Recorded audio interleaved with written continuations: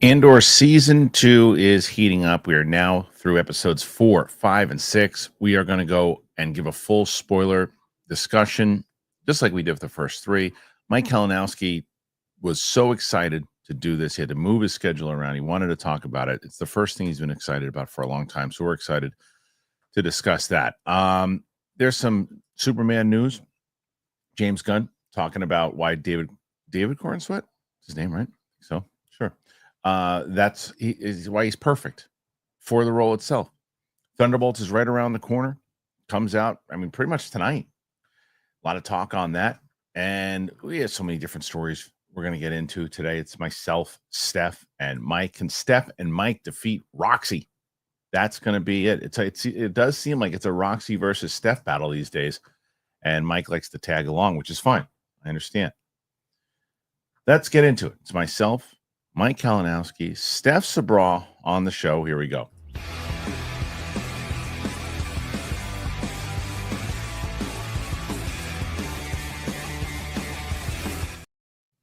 Welcome back to the show, everybody. It is the Kristian Harloff Show here today on a Thursday. The team has been assembled, and it is Steph Sabra. Hello, Steph. Hello. Hello. Hello. Mike Kalinowski. Hello, sir. How are you? Hello. And So stupid. Oh my god. Like, to be used as the scariest character in that movie. Just been a whole because yeah. So that's this is really good. Did someone make that? That's awesome. Nozette made that for me. And he sent that to me over Twitter. I thought it was pretty great. I might actually use that as the thumbnail for I'm gonna clip that out, put that in there. It was so good. It was so good. Anyway, Mike, you're back here again to try to beat Roxy. Back here. This is my daily thing. And I even said, I was like, hey, can I do Tuesday next week, my schedule? But Right. then I was like, you know what? I got to be there Thursday. Talking we got Andor. Yeah. So I'm going to make it work. So okay. I appreciate that. Well, the good news is you kiddo, always. The good news is that you guys do pretty well together. Bad news is you're going up against Roxy. Want to take a guess, Mike, what the total is right now? All right, let's see. Last week she was low. Yep. It was low last week. Yeah. I'm gonna say she closed out with 103. Okay, Steph, you got a guess? That's funny. I was thinking 130. Is that what you're gonna go with? Yeah. Steph is closer. 151 is the total. Oh, 151 rum. Was that chick back? Was her name Crystal? Was she back? Crystal was back. Oh, Christ. Okay. Derek was throwing in too. So you guys. Derek. Yep. So there you go. Jumping ship. Derek, come on, man. Yeah, he helps out everybody. So anyway, so that's what we're going to discuss today on the show. It's Andor. So, and we're going to start with Andor spoilers. We're going to start with Andor spoilers. And if you guys weren't already subscribed to the Clips channel, you should, because you might be watching this on the Clips channel, because we're going to do a full spoiler discussion on the episode. So I really want you to make sure you've seen these. You can come back if you haven't seen Andor, and maybe you don't give a crap. So you're just going to stick around and see what we talk about anyway. So I'm starting right away. I'm starting off hot, and we're going to start with this conversation about recasting, because we found that out. If you're watching for the first time, you found out that Bail Organa was indeed recast as Benjamin Bratt. With the second season of Andor, it is now avoiding fan service cameos, where again, it doesn't mean the series isn't entirely eschewing characters that aren't part of a greater Star Wars lore. The second arc of the new season sees a familiar character return, and that is Bail Organa with a different face. Benjamin Bratt takes over the role of the character, famously played by Jimmy Smits in the prequel films in the Obi-Wan series and in Rogue One: Star Wars Story. Smits is still very much acting these days. He'll be seen with a short cameo in Dexter Resurrection. So on the surface, it's not clear why he didn't return here. Speaking with EW, Tony Gilroy said that they actively tried to get him back. He said, we couldn't work it out. The scheduling didn't work out. We really tried hard, but he wasn't available and couldn't make it. Kathleen Kennedy had the idea for Benjamin. It was just a brilliant idea. He's a wonderful human being and really eager and beloved on set and really happy about what he does. Organa is introduced in the 6th episode ahead of a larger work in upcoming arcs. Gilroy discussed why that was done. He said, it's one of those situations where I wanted to do something simple. We don't want to do many things that are unnecessary, but it's like, let's get him in here now so people can discuss it for a week, get it out of their system, and then he can come back to really work. I don't want the guy's work to be confused with the introduction. This just shows why Tony Gilroy is very, very smart. This is the absolute right way to do it, because when I didn't know that it was coming, the recast, right? So when he popped up, I go, oh, I guess they recast Bale. I'm like, well, I like Benjamin Bratt. And I'll tell you, if you look at it over, yes, for continuity, and because you had Jimmy Smits play Bale in the Obi-Wan series, which is significantly, no, it's actually earlier than this, and he still looked older. But Benjamin Bratt kind of looks more in the age range that Bale would be at that point. And I thought he did a really good job, and I think he continues to do a good job. And yes, I would like to see Jimmy Smits back for continuity, and because I like Jimmy Smits, but it didn't bother me overall. Steph, did it bother you at all? Not in the slightest. And that's not like a dig or anything. It just, I thought it was really well done. And I think they picked the perfect person. I don't know. It is one of those things that Benjamin Bratt is just like, oh, I like that guy. And so I was excited to see him. And then I couldn't realize what was happening. And I thought it was pretty seamless. Love Benjamin Bratt. Extremely jealous of him, but absolutely a fan. You know I'm jealous of him. Classic. Yep. Such a classic. Mike, go ahead. I hated it. It took me out of the show completely. Liar. So I'm not even invested anymore. I don't watch the show anymore.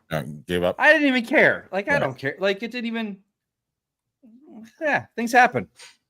And again, I think they film in England, so that's also probably a big reason why scheduling and stuff couldn't happen. It wasn't like you could pop down to Manhattan Beach and jump into the show. So and then jump back to Dexter. It's a good point. Yeah. So then jump into kind of what you think. What you liked 1, 2, and 3. What did you think? Okay, are we talking? Go ahead. I again wholeheartedly agree. I think they knew exactly what they were doing by doing 3 at the same time, because I'll be honest, I think the acting is phenomenal. Some of the best we've seen in Star Wars, but 4 and 5, I was kind of bored. Wow. I know they're built. It's weird because I now see what they're doing. The first episode of the arc, you've got to reestablish the 1-year jump and where everyone is. So you're spending a whole episode on that. The middle one sets up what 3 is going to be, and then 3 is the payoff. So it's that first one where we're like, all right, where are we going? We got to reset back to 1. Where's everyone okay, they're not spelling it out for us. So I don't know. I felt, again, the acting is great. The characters are great. This is Tinker Tailor Soldier Spy in Star Wars, but I also need some Star Wars in my Tinker Tailor Soldier Spy. And those first 2 episodes, I'm like, I think it was the beginning of the third one where I was like, oh, the spaceship, hyperdrive. Yeah, but talking in a ship. Here we go. Why do I keep doing that? What did you think of the third episode? Did you think it was great with a big payoff? The sixth episode. 6. I thought it was not nearly as good a payoff as episode 3. Okay. It was like, okay, a little heist. But again, there was more the machinations of everyone backstabbing and what's going to happen, as opposed to just 2 people talking in a room, which felt more 4 and 5. Yeah, I'm on the opposite side of that, because I just thought it was 4 was like one of my favorite episodes of the entire season so far. Well, that's because you're an idiot. Yeah, that makes sense. The smarter dialogue-driven one is because I'm an idiot. The guy who can't even pay attention to 2 people talking. So the conversation alone, what I thought worked, Steph, was that it really is, to me, in these first 6 episodes, that Bix is almost the star of the show. For her arc in general is what is the most damaging, obviously, but most, you're looking at what she's going through and those dreams that she's having, and the ultimate payoff that you get, and that buildup. Because I was shocked. I was like, oh wait, I couldn't tell at first if it was a dream at the end what she was doing, and then when she finally takes the guy out, he doesn't even really remember her, and all is happening inside of her head is this guy torturing her, and then Andor pops up out of nowhere and they blow the place up. I was so excited by that. Bonnie and Clyde. Right? Where do you stand on it? Are you more on the page with me, or are you more on the page with Mike here? Oh, I'm totally on the page with you. I don't understand Mike right now, but I feel like those are fair assessments. I when I watched it, I thought, you know what, I could see why this might not necessarily tickle everyone's fancies, but for me, it is exactly what I'm looking for in a TV show, in a Star Wars show, especially the relevance that it is showing today, or with what we're currently living, the world that we're living in is scary, but also there's hope in that too. And I thought the 3 arcs and the streamline of the show is that in these uncomfortable moments of a revolution, of a rebellion, we're all going to have to play a part, and it is uncomfortable, and we're not promised the rest of our lives, especially with our main characters, but we have these moments with one another. So even though I was devastated with Cinta, it was so awesome to have that moment between them. And then you thought about that the moment between Bix and Cassian too was like the most romantic moment I've ever seen in Star Wars. I was like at the edge of my seat, just like so gushing over them. And then for them to be like gangster at the end and doing what Bix needed to do to hopefully start, making a healing path for herself. Yeah. I thought that was really, really, it was just, I loved it. Yeah, it's true. It's like I don't get boring. I'll get slow. I understand, like slow burn. Yeah, I think it's the same way that last year. Like I between Mike and I saw someone in the comments say it. I don't understand what you guys want. Pew pew zoom zoom zoom zoom. It's all you guys want. You can't dismiss that, because I love season 1 and I love 1, 2, and 3. But this was such a build up. This was such a okay. So you're telling me that if they would have released you had a long point, and you're gonna have another long point in a second. But the other thing is that you're right. There is a spy element to this, and the setup of like building up the Bix has this addiction, and then leading the fact what she says to him is like, this is bigger than the both of us, and he realizes it, and he's got to go, and he's got to now infiltrate, and he realizes at the end, because of her, he realizes I'm not going to do this, and he takes off. He does, and he's not part of it, but the way that he infiltrates to let us see what's happening on that planet and the shit that's going down with Cyril. And I guess maybe it's also because I know where it's going, right? And I know that the lead of how you need what you just saw for the 4, 5, and 6 to really make everything else that happens later on be relevant, because it's a 12 episode movie, right? But also they knew exactly what they were doing by giving people like you all 12 episodes, right? They knew, because if they had just released 2 or 3, the talk would be vastly different right now. So I'm coming off of an episode like in season 1 of Andor. They're just sitting in a prison with Andy Serkis, and I'm invested wholeheartedly. So, but these characters in that, especially 4, I watch the show late at night, usually around 10 o'clock at night. I'm on my couch, so I'm nodding off a little bit, like until it like. And again, I love spy movies, but I'll take Mission Impossible over Tinker Tailor Soldier Spy any day, even though they're the same exact type of movie. You like Boom Boom Run? Yeah, that's why I thought you were gonna like it because of that. I really liked that they kind of invested moments in the spy world that we're in, because that is Cassian's thing. He is our rebel spy, which we don't get as much of that. I love the fact where he was like, well, they make a kind of joke like, well, who are you today? And I was like, I was so and so and so and so. Like that type of stuff I love, but there was I think 1, 2, and 3 were better for me than 4, 5, and 6. Okay. I think we're all going to be on the same page next week with 7, 8, 9. I can't even people who are saying that they were bored. And again, even though I'm bored, and I'm not bored. I love the acting. Best acting we've ever seen in Star Wars, I think. Right. I still think this is leaps bounds better than any of the shows out there. Right. But it's such a high bar that when it does dip a little for me, I'm kind of like, I'm a little disappointed. 50% busting your balls, 50% serious with you. But like, I think that we all agree that it's just the best written stuff, hands down. I mean, it's hands down. I have no problem saying that. It's so smart, and it's like when you look at it, like the tension. This show is going to be nominated for Emmys for writing. It definitely will be. There's no doubt. It definitely. Yeah. Yeah. It's just such a unique telling of the really important stuff that makes up the moments that matter in the worlds that we live in, especially in a Star Wars like world where a lot of us are accustomed to just thinking that there's this huge explosion and then good prevails over evil. But just to marinate in these little evil plans to have, a mistake within a rebellion movement and just waiting for that to happen to jump on it, for having these plans to just eliminate a whole people so casually in like a boardroom before a lunch. All of that is what happens when you dehumanize people in order to achieve your master plan. And that really does it for me as the show. Like, that's why I don't find it boring or necessarily slow, because I'm like, that is so much.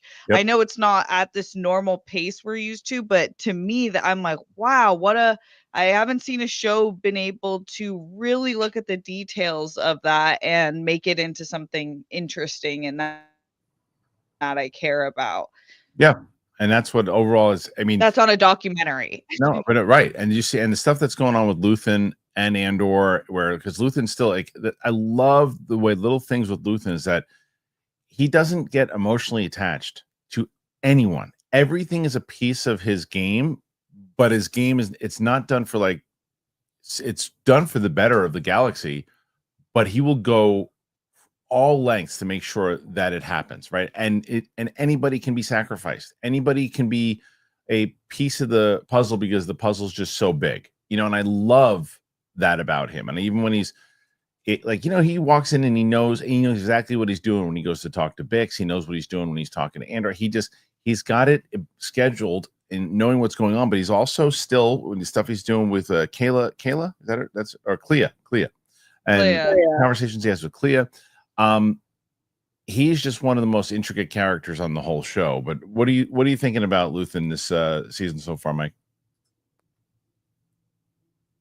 Cool. Yeah. You're muted.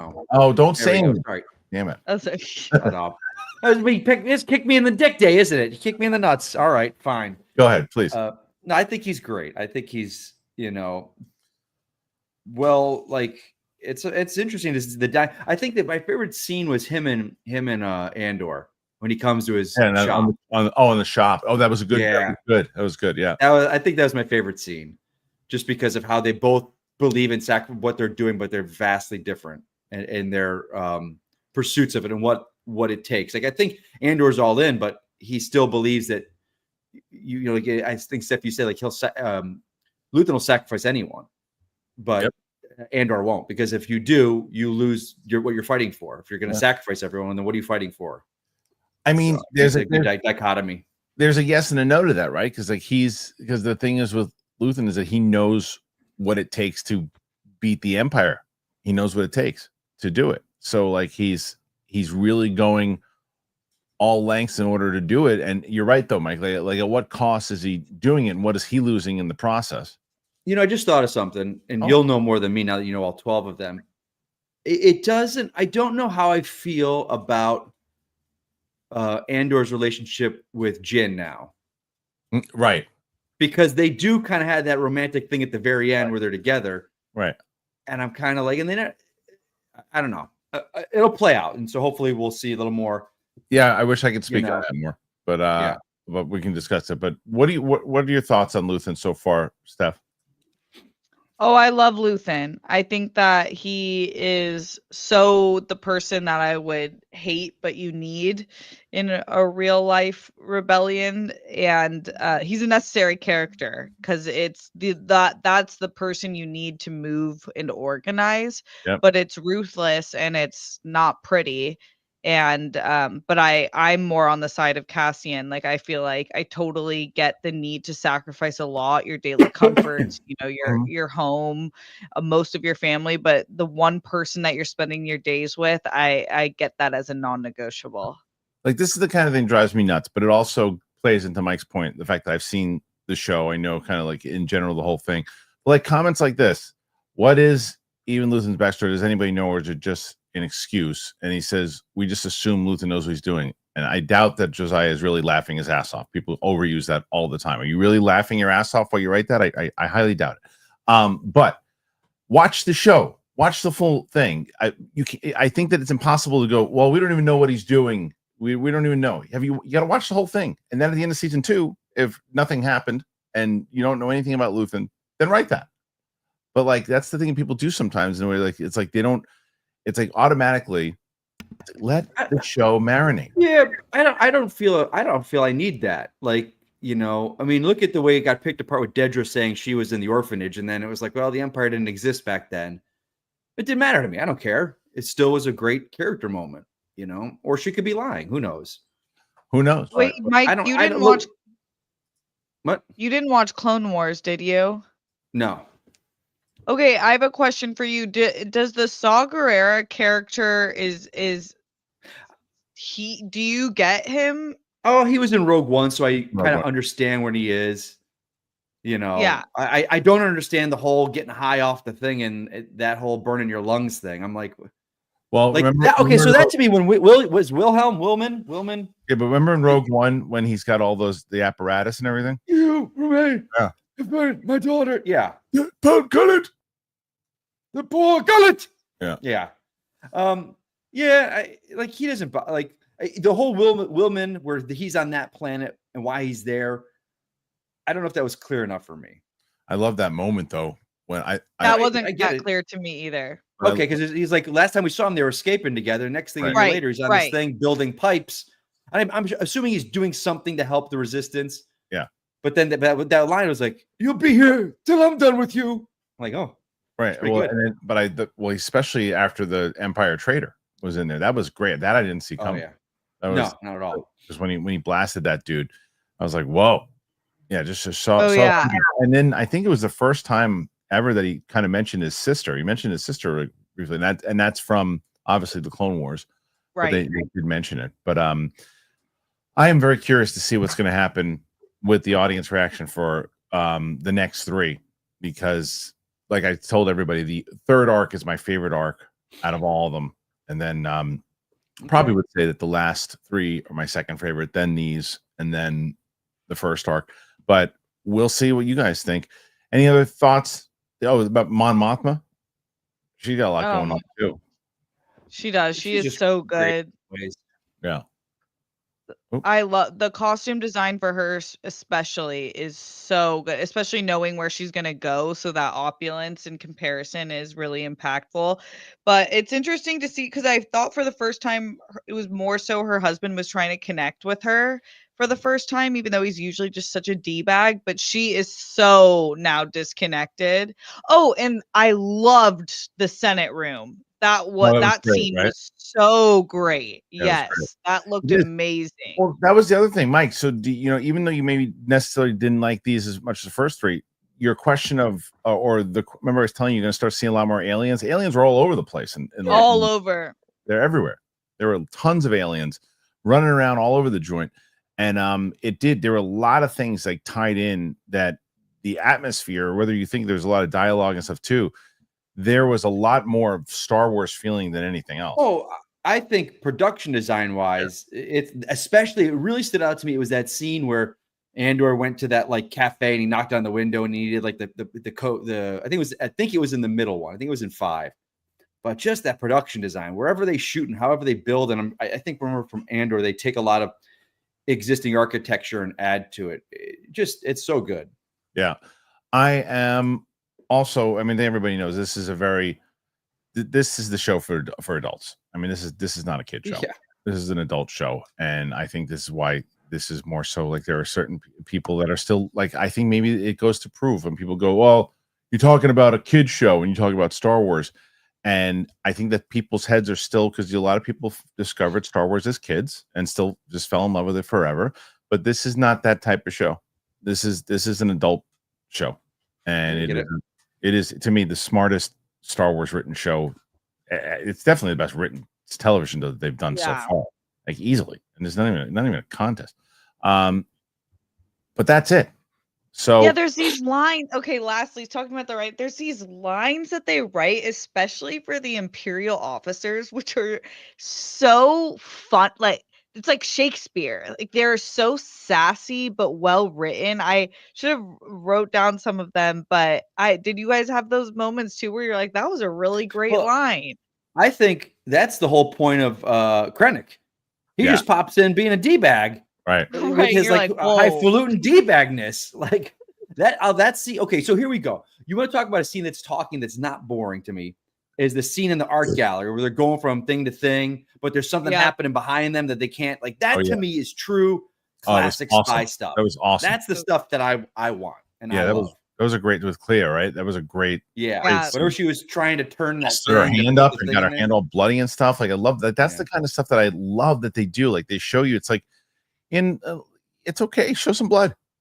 People forget in New Hope, even though maybe the idea of a lightsaber slicing someone's arm off, you wouldn't see the blood, but you did see the blood in that one. Remember in episode 4, you see that alien arm on the floor and there's blood coming out of it. Like I love that kind of stuff, and it's like okay, it just makes it feel more real. And that conversation with Lonnie and Clea and what they're doing inside of that scene and the pressure that's on at that moment, you're right, Mike. It is that scene. You're like, that was a great scene. Yeah, you're in the pressure cooker, and I loved that sentence scene too, by the way. Oh, calibrate your enthusiasm. Thank you, Felix. Or wait, who said that? No, Nate. I think that was so good. Yeah. What's his name? Pergraz. I love that guy.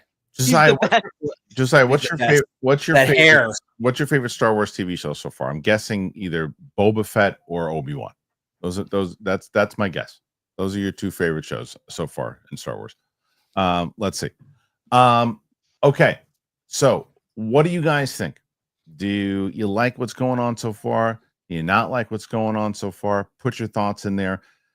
Let us know. Put your thoughts in for any of the spoiler discussions. And we are, and probably on this Clips channel right now. If you haven't subscribed to that Clips channel, please go out and do that. Got a lot going on in the Clips channel. We're hoping to get to 10,000 pretty soon. We're almost at 9,000, but we need you guys to head on over there. The link is in the description for that. I'm going to tell you about the Clips channel, and then I'm going to tell you about Stitch Fix. Here you go. Look at that. It's me on a Clips channel. What's going on, everybody? I've been telling you guys about it, and we always get people saying, hey, where are the time codes? Where are the time codes? And sometimes the time codes just aren't easy to do. Sometimes you guys are doing the time codes and we're posting them. But what we are able to do is take the channel and clip it out. So if you miss this live, if you miss the show live and you miss the segments and you're not able to catch up, well, now you have a Clips channel. You can go over there, you can subscribe to the channel, and you can see all the clips. And it's not just the clips from this show. It's clips from interviews that I've done and other things. We're trying to build it up. We're trying to get to 10,000 soon. I think we can do it. We're closing in on 9. So hopefully you guys will go on over there, check it out, subscribe to the channel, and I'll see you over there. All right, that's the Clips channel, and I'll tell you about Stitch Fix. Hell yeah! Look at this club music. Let me see a dance here, Mike and Steph. All right, let's talk about Stitch Fix. I know shopping's hard. I know it is. I found a much better way to do it, though. Stitch Fix, online personal styling, and makes it so easy. I'm not a shopping person. It doesn't matter. Even if I can figure out my size, stores never seem to really have what I need in stock. And I'm not a crowds person. I'm not a lines person. I don't have the time for it. Stitch Fix, it gets you a stylist who understands your style, understands the size, gets the budget. They do all the shopping for you. So I just give my stylist the one that I have right now. I give them the size, I give them the style, I give them the budget preferences. I order boxes when I want, how I want, no subscription required. And he just sends me for pieces, pluses, outfit recommendations, styling tips. It's awesome. I keep what works and then I send back the rest. It's very easy. There's no stores, there's no crowds, there's no stress. Just personalized looks that you're going to love. Stitch Fix makes it all so easy. And it looks like you know what you're doing, too. If you're walking around, you go, hey, look at you. You're in style. I said, I know, right? And then I give Stitch Fix some props. Anyway, make style easy. Get started today at stitchfix.com/KHS. One more time, stitchfix.com/KHS. All right, Stitch Fix. And thank you for checking out the Clips channel. Should have gone for the head. Mistake. Just use the woman. And then you say, oh, and then, oh, how did that just happen? Steph disappeared. I'm just kidding. There she is. So we have a lot to talk about. Mike, is there something in particular that you want to talk about? Cock? No. Something else. Not that I know of. No. Okay. So let's get into, how about this time? Right now, you guys currently, by the way, so you guys know, you're at 22. You got about Okay, All right. about 130 to win. You need let's about go. again, Doable. it's doable. It's doable. So let's get into this topic because the Thunderbolts is right around the corner. Steph, did you see the movie yet? No? No, not yet. Dying to. Okay. Thunderbolts box office and this post credits. I'm not going to give spoilers on post credits. Just think that it says just take the longest. Marvel Studios Thunderbolts opens this Friday in the US, but it has already been rolling out international territories. It's set for a solid debut.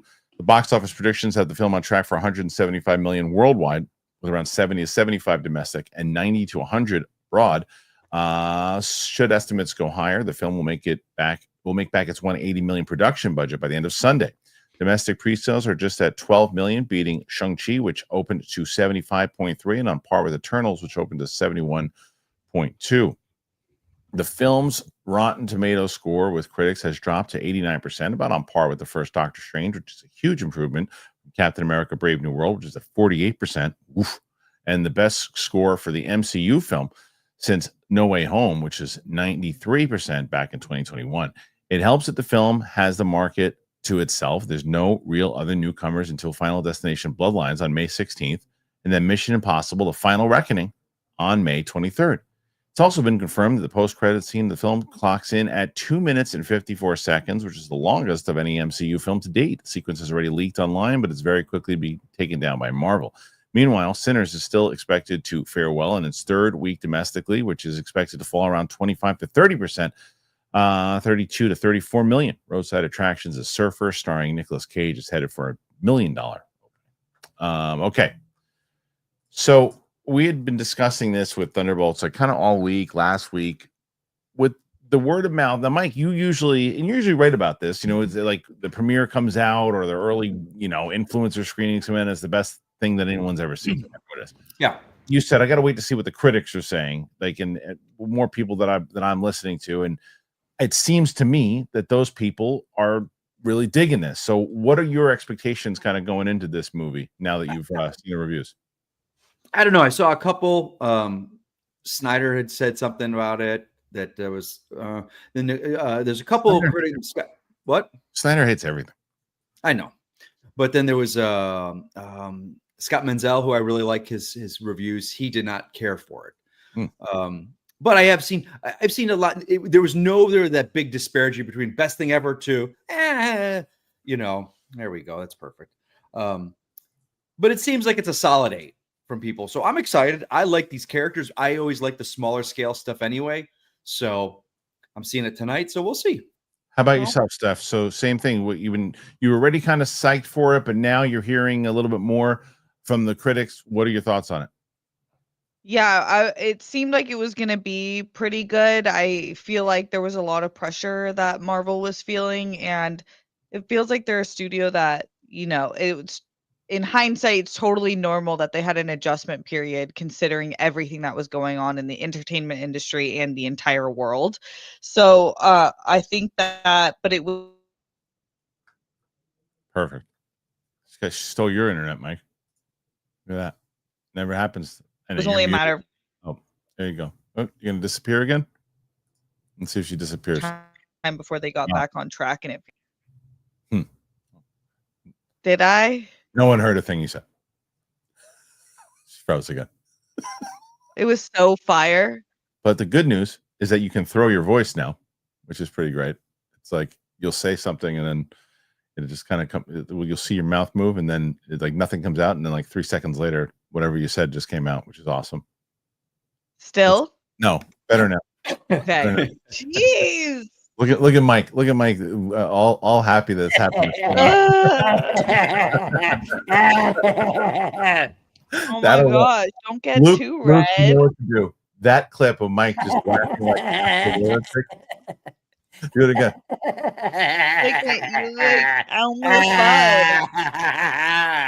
I'm gonna play that when someone says something really stupid. I'm just gonna play that. I'm just gonna record that. Anyway. So anyways, I think that the movie itself will wind up doing better than expected. I think it'll wind. I mean, I think I had said like 80 to 85. I wouldn't be shocked if it hits the 90. I would really be Domestic, you're saying? Yeah, I would really be. I think Marvel would be in a great, like, super happy if it cracks 100. Which will be tough. It'll be tough to do. We'll see. Yep. It's a formula. So I'm glad. I feel like it's a great month, great start to summer movies early on. Yeah, Sinners moving forward. Last May was the farts as far as box office went. Yeah, it's a good time to be a theater lover.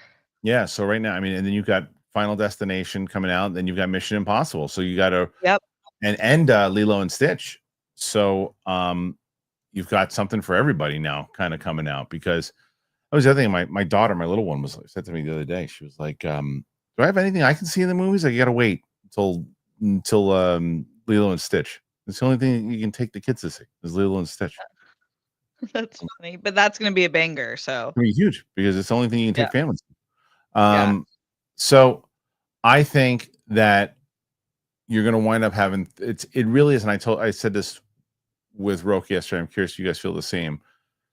Week 1 is going to be big for them, but week 2 is everything. Week 2 is everything. Yeah. Mm-hmm. Yeah. Because you got, I mean, especially with Marvel. Marvel always hits big the first week, and even Cap hit big relatively. It's always the second weekend that the one. Cap had that, because the Marvel fans that want to see the movie go and see it week 1. That's what happened with Cap. That's what happened with all this. That's what happened with the Marvels. The ones that want to see it, see it. It's week 2 where you've got to get everybody in there to go, oh, what's out right now? It's like, oh, I hear the Thunderbolts movie is pretty good. That's what's going to happen. You look at like, that's what happened with Sinners. Sinners had a 6% drop, which is crazy talk. Yeah. So yeah, I mean, but Sinners is also, because of those crazy non-drops that it's having, it could tear into Thunderbolts a little bit. I mean, it might. I mean, it sure could. Yeah, it could. If you've got those people that are like, well, I don't go to the movies that often, budget or whatever. It's like, well, Disney Plus will Marvel. That's when that's going to be there. I don't know when Sinners is coming to digital, so let's see that. That's the ones that people are talking about.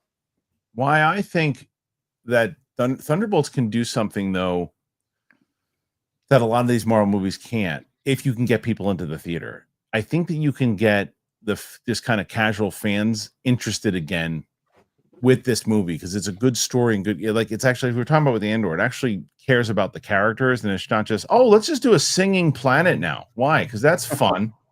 It's like, this is more of like they're actually developing stories and characters, so you could actually get people on board. And I think that's a way to get them back into the theater. Okay. Yeah. I don't know. What do you guys make of all it? As far as, and I guess the last thing we should talk about is the credit scene, right? Because, like, I know what the credit scene is. I think I understand. I know why it needs to be as long as it was. You think that's a good thing, bad thing that they're doing that long of a credit scene, Steph, or it just depends on what it is?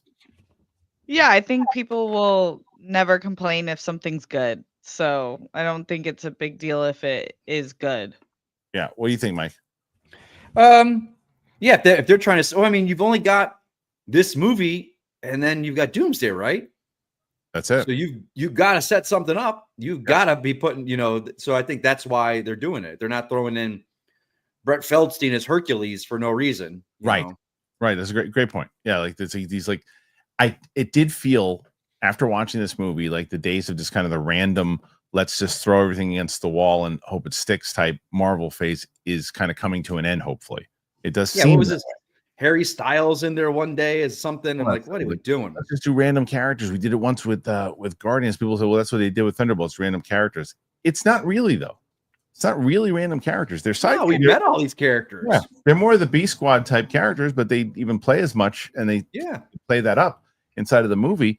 But we know these characters. They've all, I mean, and people are asking me and again, what I tell you is, I think, Steph, have you ever seen the Black Widow movie? Yeah. Okay. Because I would highly recommend either watching it again or, getting caught up on it, because it's the most important one to see. And did you see the Falcon and Winter Soldier series? Yeah. Okay. So those are the ones, because people are, what about, because Yelena shows up in Hawkeye. Isn't that important? No. not really. Those other two though, they're pretty important. If Kevin Feige tells you otherwise, he's lying like he did about WandaVision. Okay. No, I would assume you've got to see those two. You have to. All the characters are originated from those two films. You have to. And like, so you could go back and watch Ant-Man for Ghost, but you don't really need to. Nah. You don't really need to. It's like, Black Widow to me is the most important, and it does emotionally serve as a sequel. Not the storyline with Red Room and all that stuff, but the story, because people are going to go, it's a sequel to Black Widow. I don't want to say. I didn't love Black Widow. I don't think it was a great movie, but the character stuff and the stuff with the family stuff and the emotional stuff with what Yelena and Alexi, is that his name? What they're going, yeah. I like Black Widow. I don't like that overall, but it fits my thing that I love in the Marvel universe, the spy stuff. So. Well, that the element of, again, with them being the KGB, the family aspect, the acting of it, dug it all. It was just what the actual mission was and the actual storyline through line of who they were trying to get, the Red Room stuff. Yeah, that third act was it was bad. It felt like a different movie, right? But it doesn't change the fact that you should probably watch it to feel a little bit more emotionally attached with this one. All right, what do you think, guys? What do you think is going to happen with Thunderbolts? What do you think about the post-credit scene? This is the thing I want to see in the comments here live. I want to see the comments in the replay, and I want to see the comments on the Clips channel. Were you not thinking about seeing this in the theater, and now you're going to, or opposite? I thought we had a member stream the other day, and in the member stream, I was talking to Wicked Art, who does our comic book for Capes and Cowls, which members and patrons all have access to. And I said, I know you weren't. He and his family plan out what movies per year that they're gonna watch and go see in the theater, and this was not on the list, but now it is. He's trying to get it on the list, and I wonder how many conversations have been like, you decide like, okay, I wasn't gonna go see this in the theater. I was gonna wait to streaming. I pay for this. I pay X amount of dollars to do with Disney every month, but now I'm actually gonna see this in the theater. I'm curious how many people are going to have changed their mind and wants to see it in the theater. Put your thoughts in there. Let me know. Let's switch up. Let's go to DC. And we talked that the big release, obviously, for Marvel, as we said before, was Fantastic Four. But Superman is the big one. And that hits first. And James Gunn was talking about David Corenswet. And this is from Dark Horizons. It said there are various attributes about Superman, but one of the most obvious is that the guy is a square. He's honest. He's old-fashioned. He's conventional. He's reliable. He's sincere. He's noble. And he's anything but hip or cool. It's a trait the new Superman film director James Gunn thought was key to his take on the Man of Steel, one that moves away from Zack Snyder and Bryan Singer's interpretation of the character towards something a bit more like Christopher Reeve used to play him as. In a new interview with ABC, he explained why he saw David Corenswet as the right choice for very early in the casting process. Gunn had seen the actor playing a very different kind of character in Ty West's film Pearl and was immediately struck by how different the actual Corenswet was. He said, David was one of the very first auditions that I got. Instantly, it was a relief because he had a playful charm about him that was not evident in Pearl. He had a sense of humor. That made me go, ooh, this might be a really good match. Superman is a square, and David's a square. He listens to American songbook like Dean Martin and Cole Porter, but that's what he listens to on his iPad. That's weird, but so Superman. Gunn has also shared a new look at Edi Gathegi's Mr. Terrific in a behind-the-scenes photo he shared celebrating the anniversary of the character. He says the character has long been one of my favorite characters, which is why he plays a big part in the new film. The film has had both a teaser trailer and extended peek, no actual trailer as of yet. Gunn was asked about that and confirmed neither of the clips released so far is the official trailer, which has yet to premiere. It's expected shortly, but it's still not clear when exactly. Superman is set to open July 11th. There's that picture you see. Let's see if we can open that up. Nope. So we'll open that picture up and I'll play it right here. Get a little more in the widescreen, and here it is. Let's see. We have great. It is James Gunn and Mr. Terrific right there. So, what do you guys think of the picture? What do you think in general of the Superman news, Mike? I mean, it seems like just not run of the mill. Just another day of him talking about the movie that he loves making. Like nothing he said is maybe go, this might not be the right choice. This might be trouble. Right. Nothing. He seems to me, and I see a lot of flack like, oh, is this movie a Superman movie or is it a James Gunn movie? He's a director that's proud of his product. So he's gonna be there supporting it. Right. Like I don't see the hate for that. This performative BS hate that people are like, just because he's happy and he's constantly posting pictures of himself with the actors. Like he loves, I want a director that's going to love what he does. There you go. That's literally man, the most psycho thing you've ever done, Mike. Oh, you don't know it. You haven't seen anything yet. I haven't seen a half of it. But I just like when it's kind of like similar when Roxy did that clip that you have him like here, and then you just You're the Joker. You're the Joker all of a sudden. All right, Steph, what do you make of all the comments? What do you make of the picture? I think I'm in. There is a lot of people in my camp where we just like James Gunn, so he does all the right things that I have no problem with passion. I have no problem with loving what you're working on, and absolutely no problem with just being an absolute nerd, which he is. And I like that. It's like how cool it is if you guys care so much about Superman, you have someone who equally, if not more obsessed, cares about Superman. So I don't know what we're complaining about. I love that he's like Superman's a square. Because that it's just like, yeah, this guy understands Superman is a square, and I love that he saw that in David, who's like aesthetically looks like a Ken doll, but probably has like Henry Cavill, similar, like really loves nerd stuff outside of just being, received as a gorgeous person. Yeah, I'm excited to see what he brings to it because everybody talked. I remember when I talked to Frank Grillo and saying how much he just kind of embodied Superman and the character what they wanted to do. And we were, when they were talking about this discussion, we were looking at him like, this guy looks kind of perfect to play the role. Now we'll see how he actually does it. It's right around the corner. We'll see. It is very important for this movie to do well, and we will see if it will do just that. So, all right, everybody out there, again, put your thoughts out there, put your comments out there. What do you think about the comments made by Gunn, about David Corenswet, about the fact that their approach that they're doing with Superman and Dee? What do you think about the new picture of Mr. Terrific? All that and more.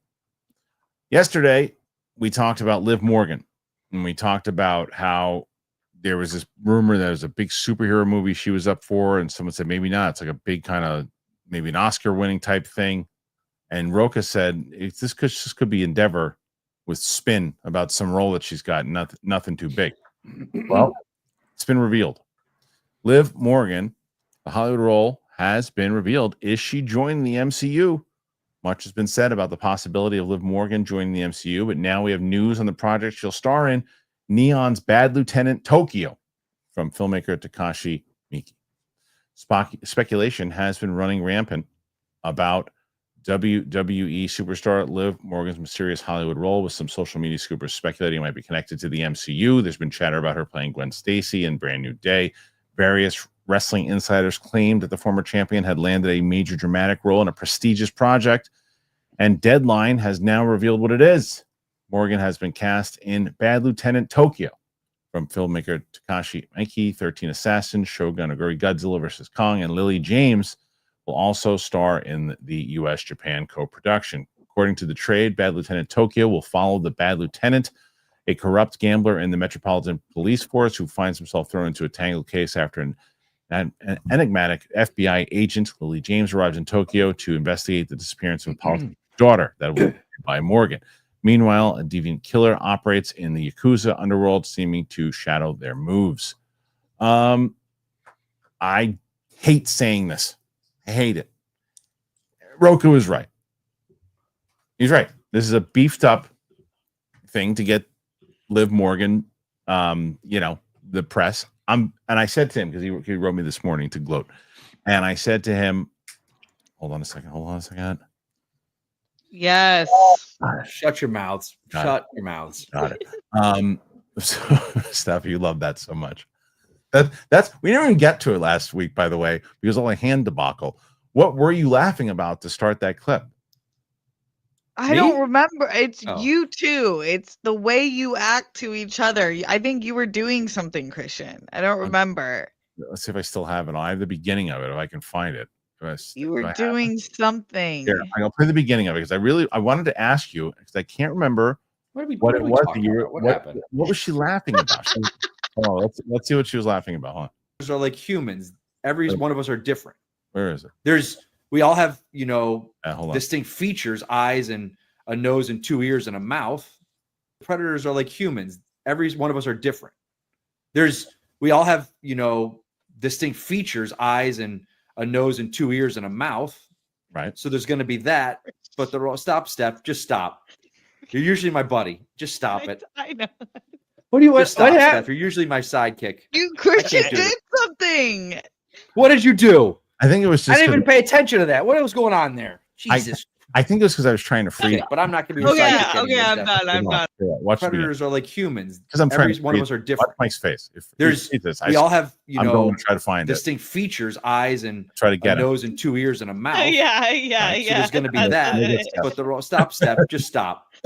You're usually my buddy. Just stop it. Stop, Steph. I hate you too. I hate you too. I hate you too. So good. You know what, Mike? No, really though. I hope you know you've only gotten funnier in your older years. It's like to the point where everything you say is kind of funny because you're. Oh, so what am I? That old funny guy? The old crotchety old funny bastard? Yeah. You can do you've reached the mental age where I feel like you can do and say whatever you want.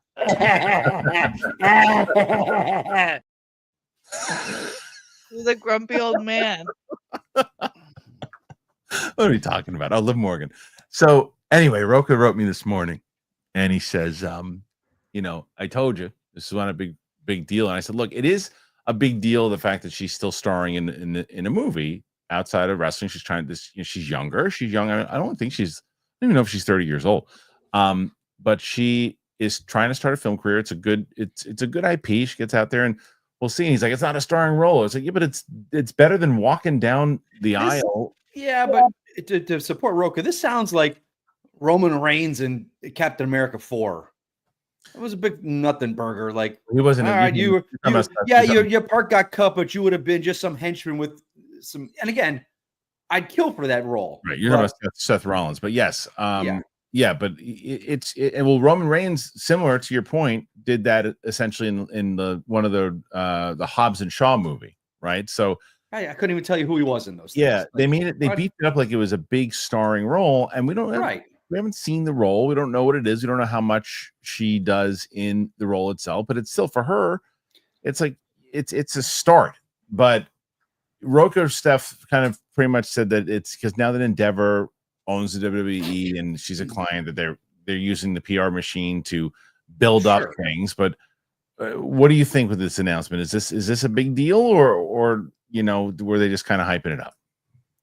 I don't know who she is, but I don't watch WWE. So if she's like Sasha, you would love her. You would love her more. She's like Harley Quinn. She's like Harley Quinn. Who's the one in Mandalorian that we love? Sasha Banks, or Mercedes Moné. Yeah, Mercedes. There are people from the organization that I'm like, oh hell yeah, that makes so much sense. Especially in a role that requires physicality. So I guess that's cool. I just haven't heard of her, so I'll have to get in the know. You would love her.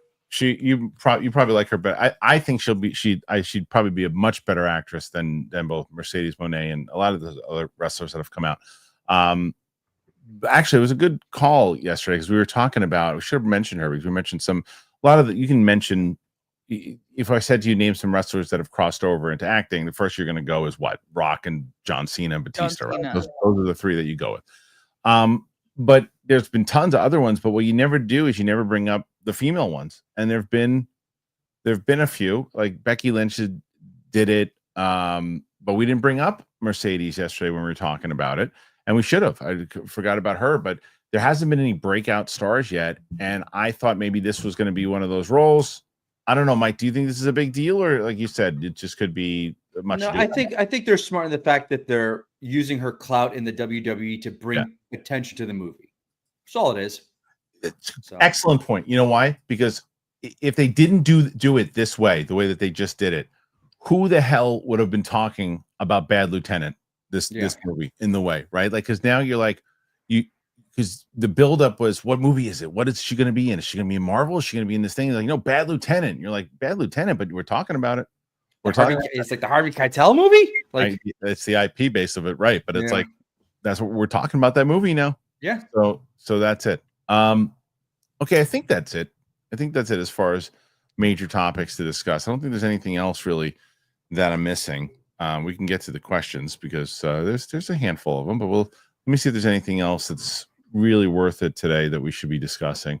Nah, that's it.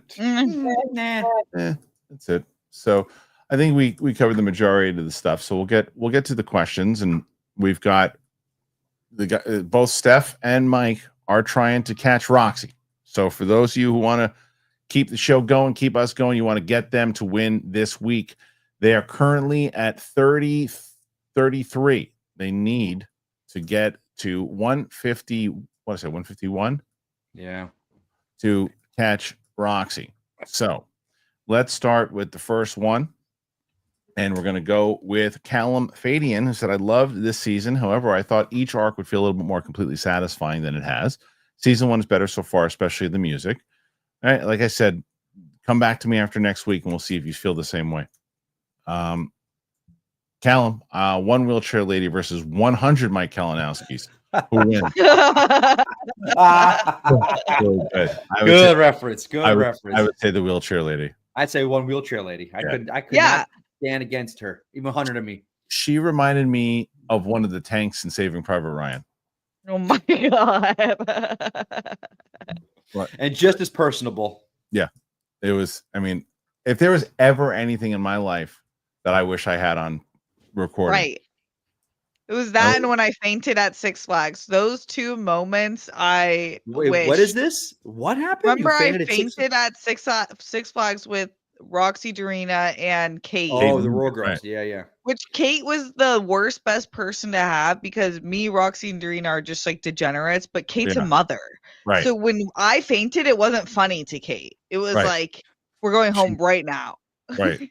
Right. Did she actually take you home?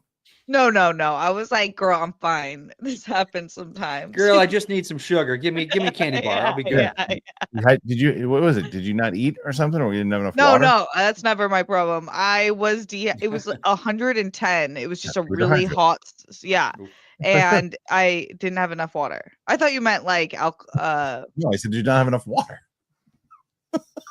You said no, I didn't have enough water. I have no defense. I'm not sure what happened. Okay. All right. Next one. Senpai Dami. The production set design for Andor Season 2 is insane. Makes the Acolyte feel like it was filmed in a car park. Give Gilroy the keys to the Old Republic era. Oh my God, I would love that.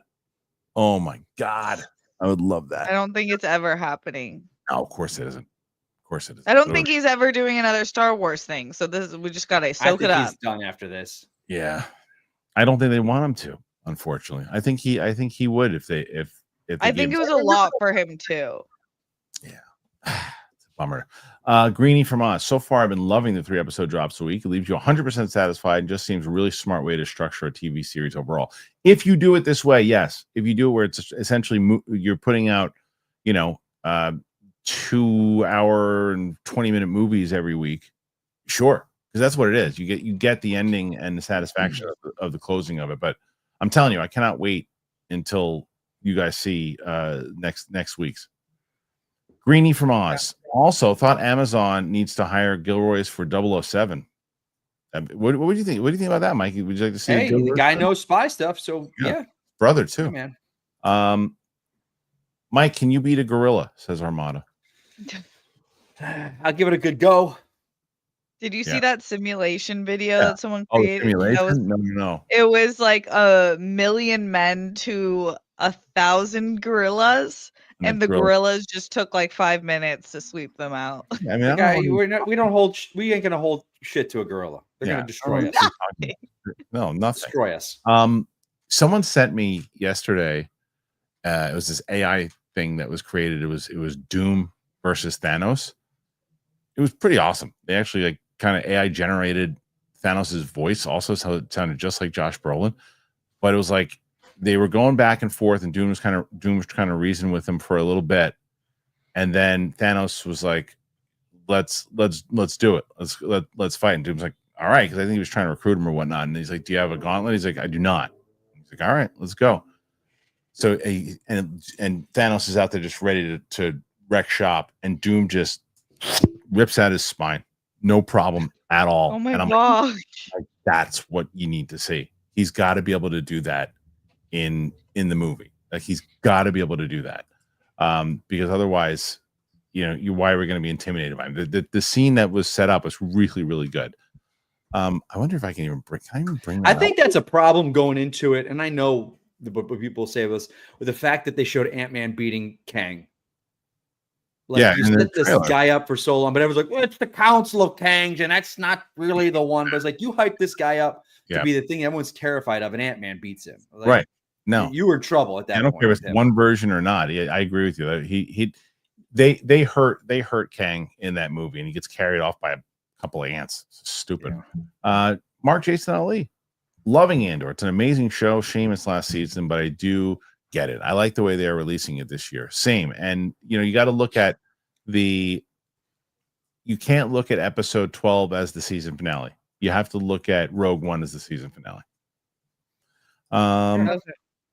Go Pal. 3 episodes a week for Andor is a stretch for me, but I'm still loving the show. My old age, I have to turn the TV off at 9 and be in bed by 10. I do understand that. Okay. Here's a good thing. Yeah. I was to go to Go Pal. Last week, I watched all 3 because I was so bang, bang, bang. This week, I watched 2, and I was like, I'll watch the other one tomorrow night. Okay. I didn't feel like I got to watch this next one. Right. Okay. That's fair. Yeah. I don't think that'll be the same for next. Probably not. We'll find out, or I'll call you a liar. Yes, that's fair. Johnny Venerable, Kristian, you made the correct argument for the presence of legacy characters in past projects because it made sense. The series needed Vader. I don't think it does need Vader. I really don't. I think we should get it because, like I said, what I just say to you, I just told you that the series finale was Rogue One. Who's in Rogue One? Vader. I love the fact that Gilroy's even said, he's like, I'm not putting Palpatine in there. I think his words were, it's too much meat. It's too much meat. Like, I love that there's no Palpatine. He's just this in presence that is there. You don't need him. You don't need him. I don't want him popping up. I wouldn't have minded seeing a conversation with him. Wouldn't mind it, but not needed. Vader is in the season finale. He's in Rogue One. Okay. That's the season finale, is Rogue One. And he's in it. Thinking back to Rogue One, I almost would have wished we didn't see that scene in the middle of the movie with Vader. We just would have saw him at the end. In Obi-Wan? Yeah, no, in Rogue One. Remember, he goes to Mustafar to see him, and he's like, yeah. Well, he was actually. I wish we would just see him at the end. He was supposed to be in it a lot more. Yeah. It's funny though too, and it just kind of died down. But I remember when Freddie Prinze Jr. had mentioned that Filoni had directed that Vader thing, and then he was like, "No, I didn't." And then I'm pretty positive that Filoni did do that scene. That was actually a pretty awesome scene. So I've been, I wish he would take credit for that because I've been, not too keen on him lately. But that was a pretty good scene. Connor Mullis, listening at work. I will try to show the cat later. Oh yes, we got to get video of that. Do you remember that, Mike? His cat, every time you're on, his cat hates you. So he hates you. So every time you're on the screen, the cat hisses and does stuff and goes nuts when you're talking. That's hysterical. I said cats suck. So there you go, Connor. Cats suck. That's why he's hissing. I bet people watch this with dogs. They go nuts. They love it when I'm on.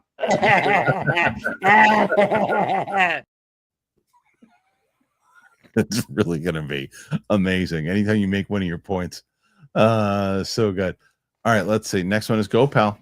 34 right now, guys. 34. Gotta have a comeback. Go Pal. Recasting Jimmy Smits with Benjamin Bratt is like, oh, Smits isn't available. Bring me the other Latino cop from the 90s TV. Hey, come on.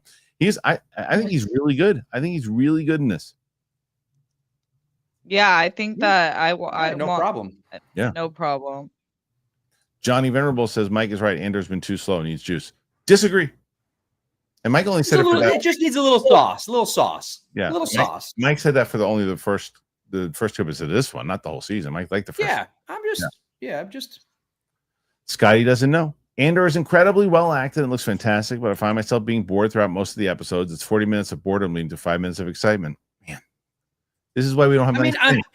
This is why but you got to give these guys credit, especially if we all loved the first season. We're not going as it's more of the same shit. There was talking about the whole thing though. You're only talking about the first 2 episodes. Yeah, I'm just talking about the whole thing. And okay. I said this is why we can't have nice things. This is why they give you the accolade. Again, I would pick this show out of any show sans Mandalorian 1 and 2 all the time. Yeah. So I'm not dissing the show, man. I love it. I know you're not. Go, pal. It's a little weird that the bat signal only seems to be lit in the middle of the night when Andor is asleep and only Insomniac Box can see it. What happens Bix. when? Oh, Bix. I don't know what the bat signal has to do with it. Only Bix. Okay. I think he said because when they show the sign that they're showing in Coruscant when he's putting up the blast that they both see, and the signals that they see, that's what he's talking about. Yeah, I don't think they're really paying attention to it. Mark Jason Ali, in my opinion, recasting Bail was stupid. I don't use it. You can't get Jimmy back. Oh, I disagree. Love Bix. Hope they don't kill her off screen. She needs a hero's death. Oh, I think you might change your opinion, Mark. Like this, and I think Tony. I think his comments about why he did it the way he did was let people talk about it and say, why did you recast and do all that before you see him get involved? You need Bail. You need Bail. So, he's one of the architects of the rebellion. You can't not have him. You have to have him. Mr. I Crap and Shits sending some support. I have to miss the show today. My local Regal about to see Thunderbolts at 2:20. Good, man. Let me know. Very curious to hear what people think. He's in it right now. Yeah. Spencer Anthony, we got Revenge of the Sith and Revenge of the Bix. That's right. We did. It was so awesome.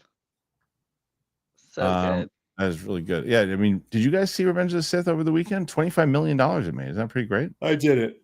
The girl that cuts my hair did. She loved it. But she never got to see the original in the theater. That's interesting. Sean McCabe, hey guys, you three are awesome. Andor is amazing. All right. Thank you, Sean. Sean's the best. Good. Glad you saw it. Johnny Venerable.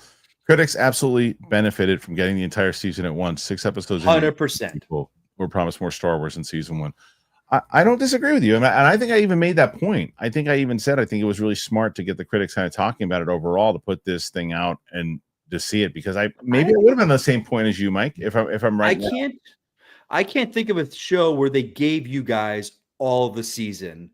You guys didn't get all of Born Again, did you? Yeah, we did. Oh, you did. Mm-hmm.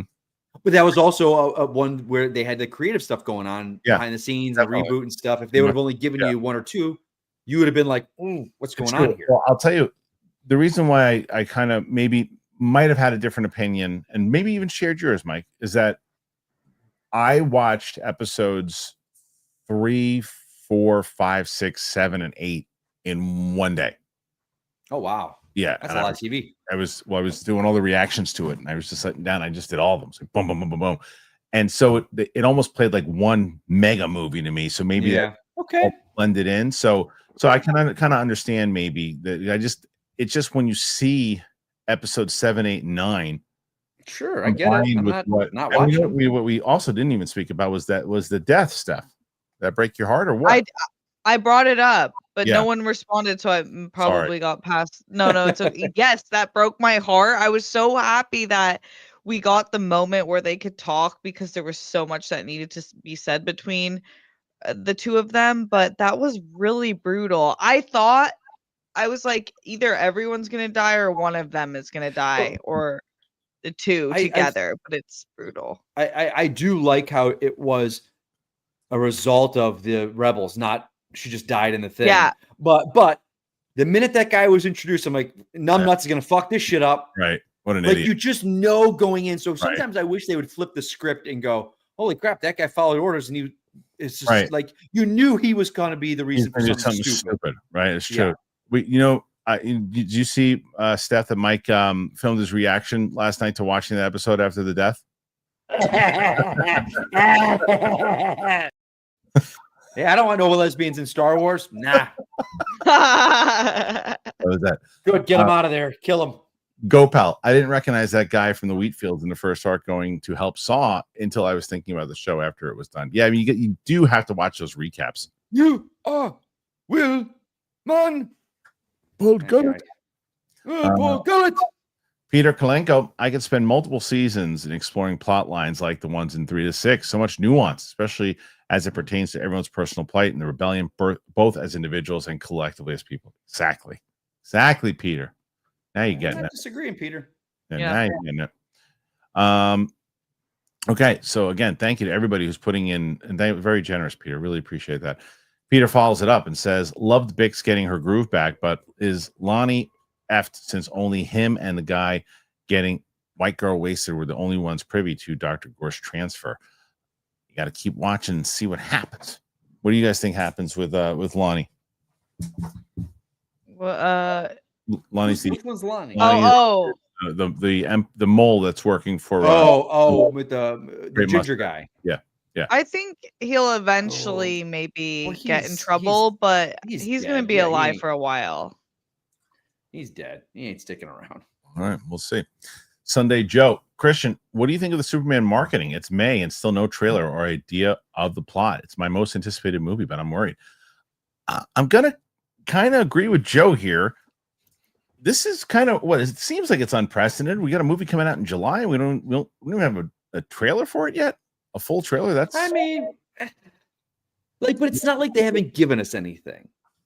We got the teaser, which everyone loved, 2 billion whatever views. Then they did that recently behind the scenes 2-minute video of the cast. And so it's not, I'll tell you this, man. I don't know the plot, and I'm glad. I don't want to. So many of these movies, we ruin the third act, and like a lot of the times they're saying everything you've seen is act 1. I love that. I agree. Yeah, I think they're towing a fine line, man, because again, this has got to hit. You can't overdo it. I don't want to give away too much. Yeah, I mean, I don't disagree with you there. I mean, again, I keep bringing up Sinners, but yeah, look at Sinners. I think you need a trailer though. But look at Sinners. They are going to give you one. He said he's like. Here's the counter to that. The counter is I agree. The Sinners second trailer gave away too much. However, the argument can be made, yeah, but that's what got people into the theaters. So it's tricky. But Steph, what do you think? Do you think there's been enough marketing? Not enough marketing? Where do you stand on it? I feel like there's completely been enough marketing. Maybe I'm in the minority where I'm not necessarily looking for more than a single trailer. I know that there's a method to it, but I think most people don't know that. If I asked my parents how many teasers in a trailer come out per movie, they would be like, right. I have no idea what you're talking about. Right. I think it's like one trailer for each movie and that's it. Good so point. I don't think this affects most people. I think that, and I think putting the thing, whatever they did before Minecraft, was incredibly smart because they got Superman in front of the Minecraft audience, which is like that's a whole nother audience they had to get. Like, yeah, I think we're gonna get one soon. I think they got Thunderbolts is coming out. They're not gonna let it take. They're gonna let Marvel have its thing with Thunderbolts right now, which is doing its full marketing push.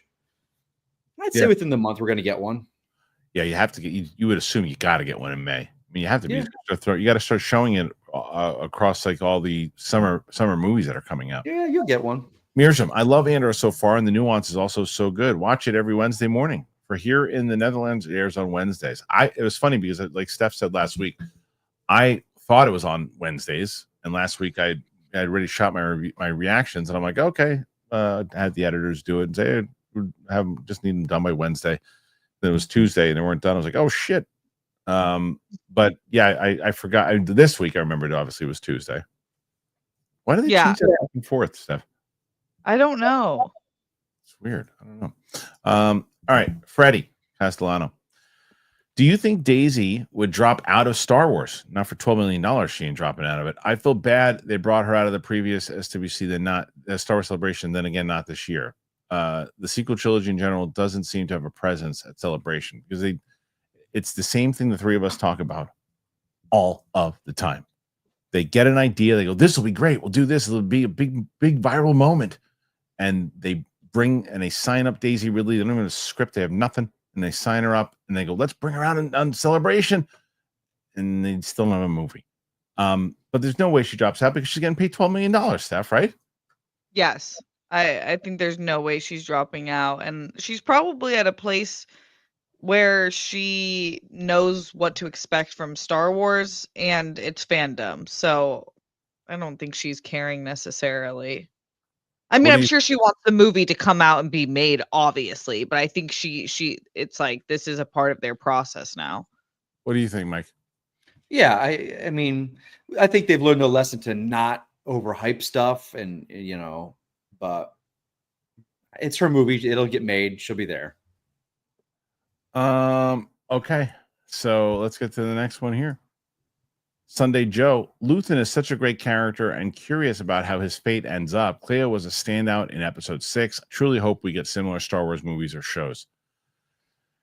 Yeah, I wonder what the ratings are like so far, though, because that's what they're always going to equate it to. If people aren't watching it and you get more people saying it was boring, it was slow, then you're not going to get, they're going to go, oh, see, people don't want that. They want more big monsters in 30-minute episodes and pew pew. Let's get the same monsters flying around and now here comes the Mandalorian again. Let's get who's the hottest pop star out there? Let's give them a scene in Star Wars. They want to be in it. And they can be an alien.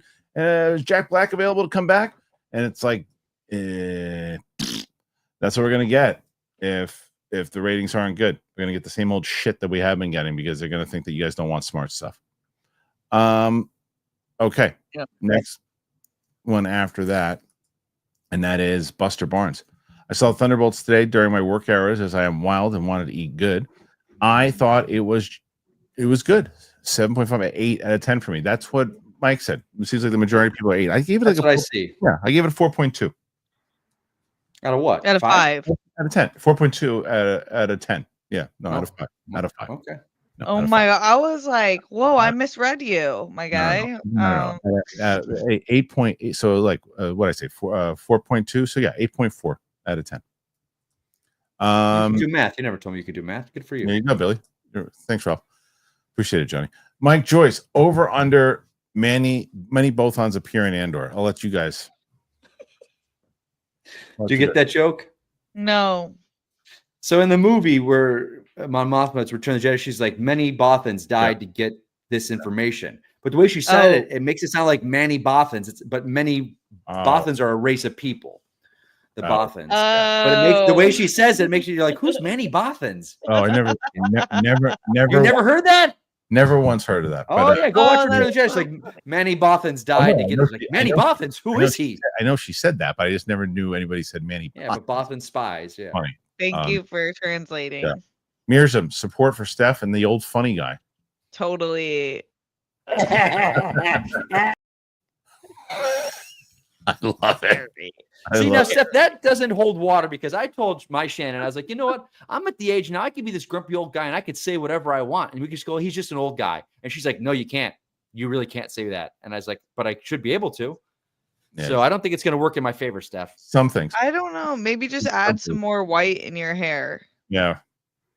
Right. Mike Joyce. Maybe Steph was laughing because it seemed like Mike was about to start singing eyes, ears, mouth, and nose kids song. Maybe during that bit. It's possible. Eyes, ears, mouth, and nose, mouth, and nose. Dancing Dog 60. This live roll will probably be like Rhonda in Fast and Furious. It's possible, but you gotta assume she's a better actress than Rhonda. I mean, come on. I love that Rhonda's now on a farm living her best life. Good for her. Is that what she's doing? Yeah, she'll return. But yes. Oh, totally. But she's a millionaire with her husband. She's chilling. Yeah, go pal. Didn't they make a second Bad Lieutenant with Nicolas Cage that not a single person had seen? I feel like I should go pass it on Prime. Bad Lieutenant Protocol. I think it's New Orleans. It was Roku was right. Renetta W. Hi, lady and gents. Just offering some support and well wishes. Smooches. Thank you so much, Renetta. Appreciate that very much. Thank you. And then some. All right. Right now, 47 as we approach 118. Where's Derek Johnson, man? Where's Derek? Self-presence. Slight correction. He is in the series finale. That's what I said. Sunday Joe. Disney needs to consider the positive buzz of Andor. Very, very true. And especially if they win some awards on it. Peter Kalenko, in the Gorman Resistance War Room, when Vel and Sintra are telling them what to do, if Mike was there, would he be cool or lippy? Hashtag love it, Bill. Lippy. Yeah, of course he would be. I'd be lippy. Yeah. Right. Oh, yeah. so if the girls are going over the planet, like, you do not do anything that we do not say, you think I'd be lippy? Yeah. You probably be like, I'd what be is the she guy. proposing? I'd be the guy in the background leaning against the wall with his hand on his blaster, going, "All right, ladies, keep talking." It depends on your mood. I think that sometimes that's true. I think sometimes that's true. Yeah, it would depend on your day and how much Diet Coke you had. Yeah. How crispy Okay, so the let's ice say, was. let's say I had copious amounts of Diet Coke. How would I be then? You'd be yelling at them every 5 seconds. Like, hey, shut your mouth. The girls are talking.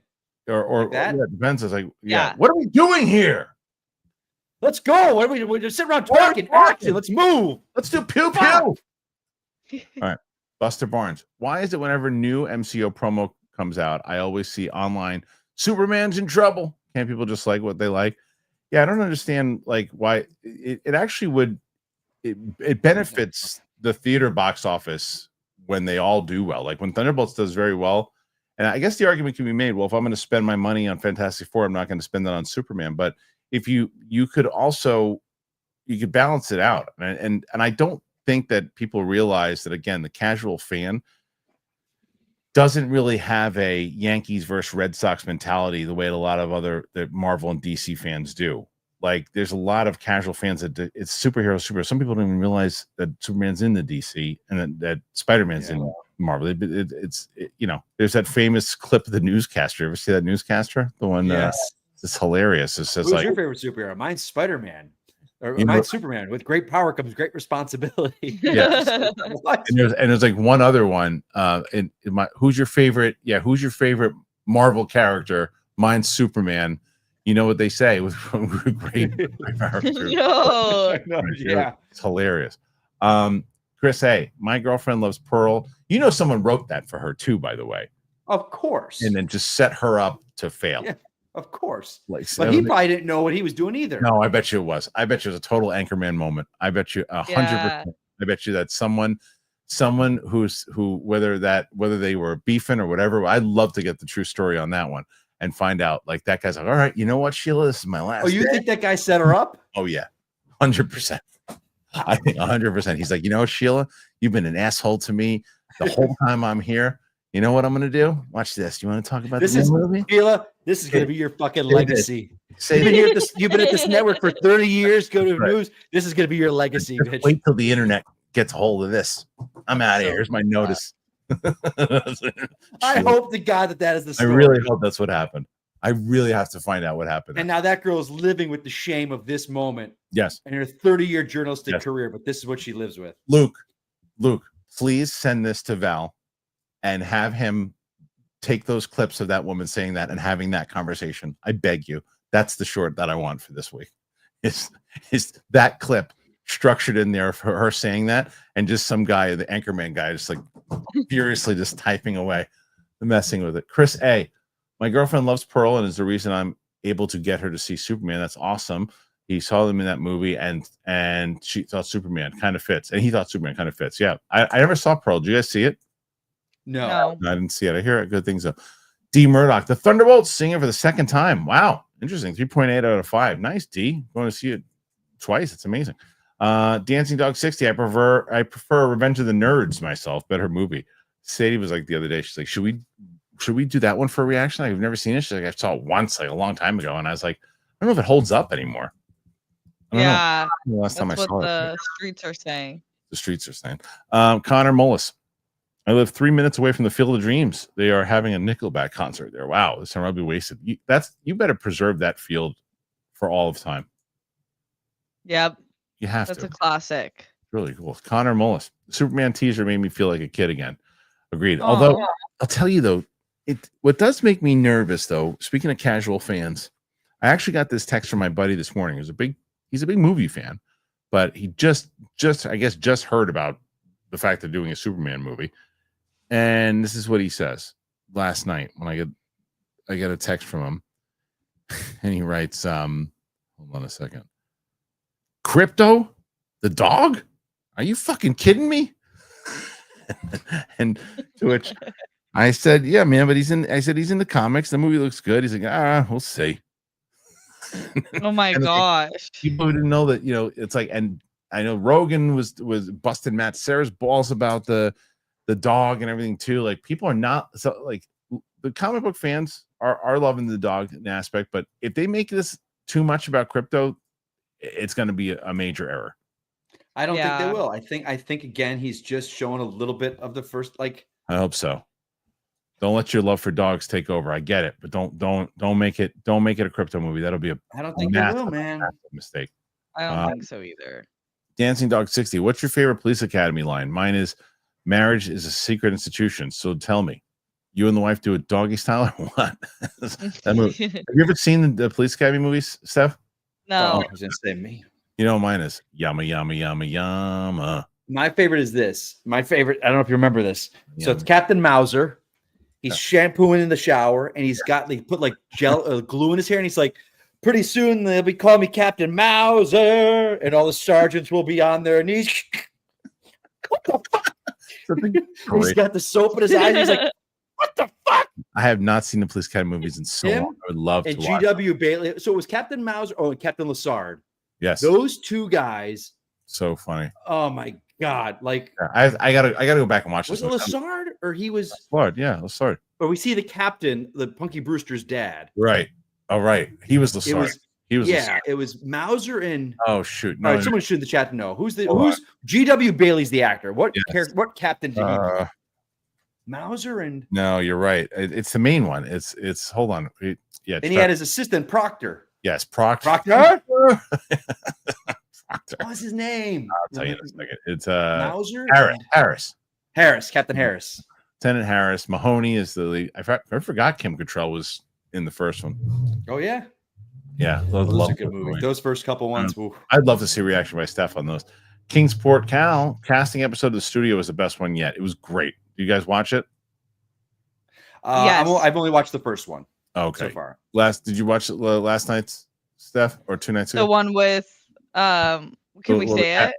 I wouldn't say it, but the casting Okay. for the movie. Yeah. It was great.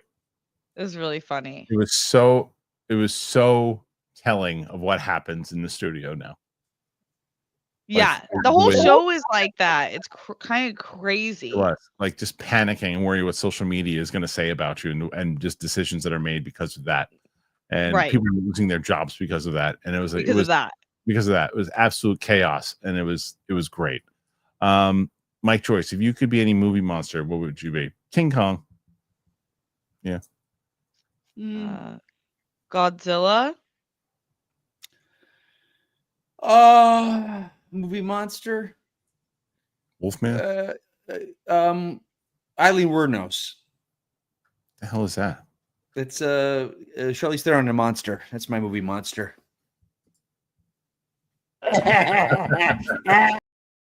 That's a good pick. I don't know. I think something from Pacific Rim. One of those badass kaiju in Pacific Rim. Okay. You know what is going to be best about that clip though, is What's that you that? guys are expecting it, like when the other hosts, like tomorrow on Camps and Gals, they're not going to be expecting They're that. gonna be like, what the In the heck middle of happened? if Winston says something silly, I'm gonna play that for sure. Yeah, and then Roka will get Roka on it as well. Pooch Shoot Riot. I had no idea who Joe Hendry was until he kept popping up in my IG reels. His intro is hilarious and gives me Makuga vibes. Yeah, I can see the Makuga vibes on that for sure. He's a wrestler, and it's a very schmodown type intro. It's like his whole shtick is, it's like it goes, say his name and he appears. I believe in Joe Hendry, and he does this ridiculous smile, and it's funny. It's funny. I don't know how much of the bit is going to last on forever, but like he's getting over because of it. But yeah, it's a very Makuga type thing for sure. Pooch It Riot. Kristian, your reaction to Final Destination 2 is hilarious. Thank you. I'm glad that you watched it. We had so much fun watching that movie. If you guys haven't had a chance, even if you don't like the Final Destination movies, it is one of the funnier reactions that we have done. And there is so much stuff going on in that reaction. It's worth the watch. So thank you for watching that. I appreciate it. Motorola, what's up, Joey? The IWC Internet Wrestling community is going to explode when Logan Paul outperforms Jay, and I can't wait for the excuses. He's going to wrestle circles around Jay Jay's got 6 moves, but I was bummed that they put him up against him this quick because it means Jace was going to definitely beat him. I'd like to see Logan pull off the win. It'd be great, but it's not going to happen. The Sink Lord for Mike. Could Young Riggs beat Jet Li in Lethal Weapon 4? Nah. Yeah. Jet Li messes him up. Yeah, but he said, "What a Young Riggs." I still, he's too fast. He's too fast. I agree. Buster Barnes just watched season 2 of White Lotus, and even though Brandon Sklenar is my top choice for DCU Batman, I think Theo James is my number 2 as the voice and look. He's a little too pretty. I love Theo James. The Gentleman is so good. I cannot wait for the next season. He's such and that's more of a, I guess, a role where you could see him being a Batman more. So I see what you're saying. Yeah. Armada, Mike versus 100 old ladies on scooters. Oh, Mike would be dead in seconds. Dead. But they're old ladies. They're not the young one that we dealt with. Dancing Dog 60, favorite libation? Libation. What did you just say, shithead? Levitation. I can't see. I have no levitation. Favorite levitation. I can't see. Favorite levitation. Levitation. Lombardia Limgosa. That's my favorite one. I know. Sorry. The way Mike was ready to jump. Good. The hell did you say? I literally it is so hard to make out anything. I don't know. I try. So what is your favorite? Yeah. Right now, Tito's and soda is my favorite. Is my newer choice. I'm a Scotch neat. Yeah. Scotch neat. I've been drinking because of my dad. It doesn't even count. Yeah. I've been drinking wine, so I don't have an answer. The vitamin dealer. I don't understand why we can't get a project with force, lightsabers, and all that takes itself seriously. I agree with you. Why do we have to choose between Andor or hilarious? I can tell that the vitamin dealer did voice text. You know how I know he did voice text? Because anytime I do Andor like that, it always it goes and/or every time. So I vitamin dealer, can you confirm that you are using voice text? Because that happens to me all of the time. So he says, why do we have to choose between Andor or Acolyte? Because I don't like either of those choices. Because I think what here's the difference though, for you, even if you don't like Andor, because what I'm hoping is that they show that you could do something like Andor. Because imagine they would have done a Vader series in the style of Andor, right? Then you would have been satisfied because you would have gotten lightsabers and the things taken as seriously, and you could have done all that. The question is, it's the creators that they're working with, and it's also who is taking notes, because Deborah Chow is going to take notes from Filoni and Favreau, or Filoni more so, right? Tony Gilroy is not. You need somebody who's going to be able to just be able to do their own thing and not be bombarded with Filoni cartoon notes. And it also made me realize, still we haven't heard it. One, may the force be with you, but they're doing this stuff, like the chest, like the goodbye, yeah. I love stuff like that they create new stuff for Star Wars. Yeah. So, what do you think, Steph? You have an answer for that one? Why the same question of? Well, but why do we have to either get cartoony stuff or more serious political stuff with no lightsabers? I think they're figuring out what they want, and hopefully it looks more like a spread. Like we can have different types of tone, but keep the same heart of Star Wars running throughout. And then depending on what the story is calling for, you would get what is necessary. I don't think the story Andor calls for as much as I love lightsabers and Jedis more than a lot of people. I would want that in anything that the story needed it for. I haven't felt like, oh, this is lacking because it doesn't have it. But I hear what you're saying. Like, it's always nice to have a great lightsaber scene or something that feels very, very Star Wars. But I think it's good if we can nail this, and then you can build into that depending on what the show calls for. Agreed. Well said. Ass Man. I love Kalinowski. Reminds me of my boxing buddies. There you go. That's fun. There you go. Peter. Yeah, I feel like you'd be friends with Daredevil. Like that would be you, Foggy. You'd fit in the Foggy, Netflix. Yeah, he's me. Yeah. Yes. Peter Kalenko, Your Friends and Neighbors is really good. Have you seen it? Oh, that's the one with John Hamm, right? Yeah, no, I haven't seen it. That's with John Hamm, which it's like nice to see him as the super lead in the show. I'm worried about, let me know what you think. It seems like I was gonna get bored with what was happening, but is there more to tell, or are they telling more than what the trailer put down? Let me know, because I do want to watch it. I'm pretty sure Sadie's watching it. I want to ask her. Okay. Connor, a permanent Major League Baseball stadium is being built at the field. Oh, wow. Is that true? For Field of Dreams? Wow. Motorola, and I missed out on the live bit with Roka, but I heard she'll return in Doomsday. You think she's going to be in Doomsday? I don't know is that a bit? I don't know if that was a bit or not, Joey. If it was, I didn't get it. Sean McCabe didn't even notice Smits to Benjamin Brett's swap. Watching Andor, like, hey, there's Bail Organa. That's pretty great. Support for Steph and Mike. You're awesome. You're cool too, Cage. Nah, you don't have to say that to me. I know. This is yeah, man. That's great. I told you. Like, hard. I mean, like I said, hard to not like. But I think Benjamin Brett's great. I told you. Yep. Steph. Jealous, but still. Yep. But he. Man, is he? Why are you jealous? What am I missing? Is he dating Sandra Bullock? No, Miss Congeniality. No, he dated Julia Roberts like 4 years or something. Yeah, yeah, but he's great. He's great. He's like, I mean, and from everything what everyone says, he's like the greatest guy in the world from the people that have worked with him. So he's a really good actor. I liked him in the show a lot. Dancing Dog 60. Never rub another man's rhubarb. Joker. Yep. David Triana, you should throw up that clip of Mike during a movie reaction with Sam. I should actually. It'd be great. She wouldn't know what the hell's going on. She'd laugh at it. Dancing Dog 60, man's got to know his limitations. Harry C. A lot of great quotes here today in the chat. Yep. 65 with about 20 minutes to go. Can you guys do it? Major comeback. 100, guys. Let's go. I see what you're doing, smartass. I see it. D. Murdoch, like to see you check out Star Wars Theory Vader Episode 2 trailer. I didn't know that. I liked the first movie. You did? First movie was good. I didn't know there was a trailer. Bradley Pooper, how much do you have to pay to get Mark Ellis, Josh McCougan, and Knapsack on this show? Also, what do you think of Revenge of the Sith in theaters? I talked to Mark yesterday. Mark will come back on. I'll get Mark on soon for sure. JC Mighty, guys, love your show. When are you going to do reactions of films from the 19 Gays? Such a fair question. The 19 Gays. Yeah. That was from. Well, yeah, it was a couple weeks ago. Cans, right? Yeah, 19 Gays. Yeah, the 19 Gays. Wait, what? That was really so good. valid. The roaring 19 Gays. Yep. All right. So here we go. Right now, like I said, you had 65. We've come to the end.